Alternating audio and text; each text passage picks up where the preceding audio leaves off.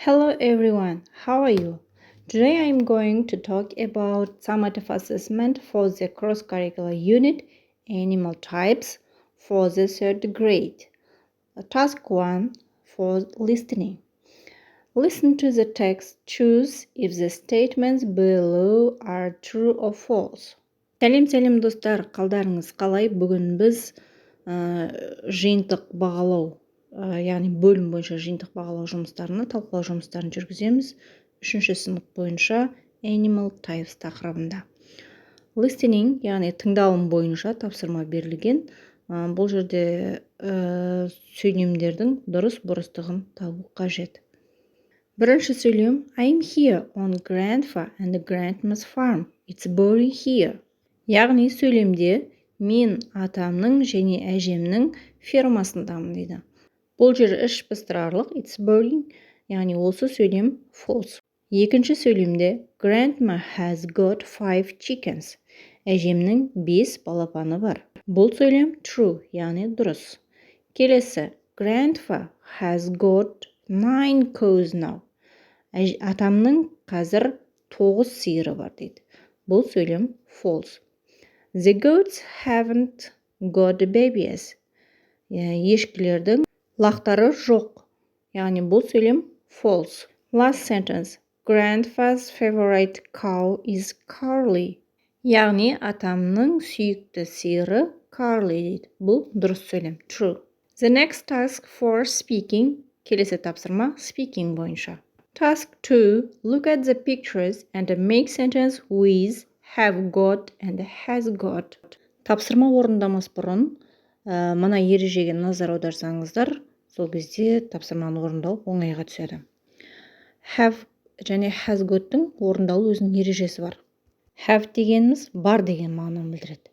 I have got менде бар. I have got a car менде машина бар. Немесе I have got a red pen менде қызыл ручка бар. Have-тің мағынасын білдік. Ал енді қолдану ережесіне назар аударайық.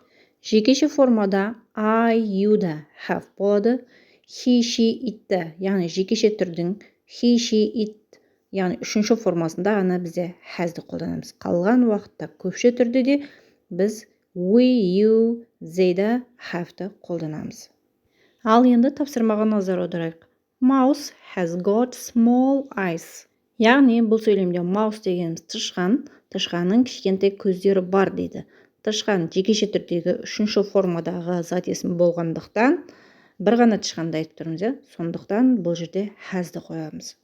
Келесі суретте пілдің суреті берілген.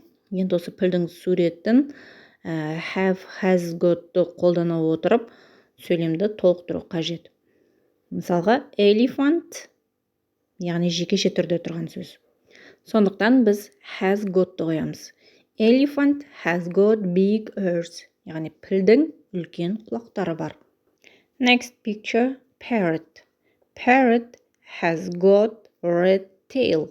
Parrot дегеніміз, яғни папугай, тотықұс. Тотықұстың қызыл құйрығы бар дейді. Келесі суретке назар аударайық, яғни қолтырауындар.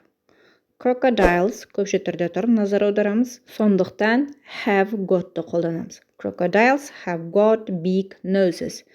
Қолтырауындардың үлкен мұрындары бар. Келесі суретке қараймыз. Яғни behemoth, hippo. Hippo has got small ears. Behemoth'тың құлақтары кішкентай.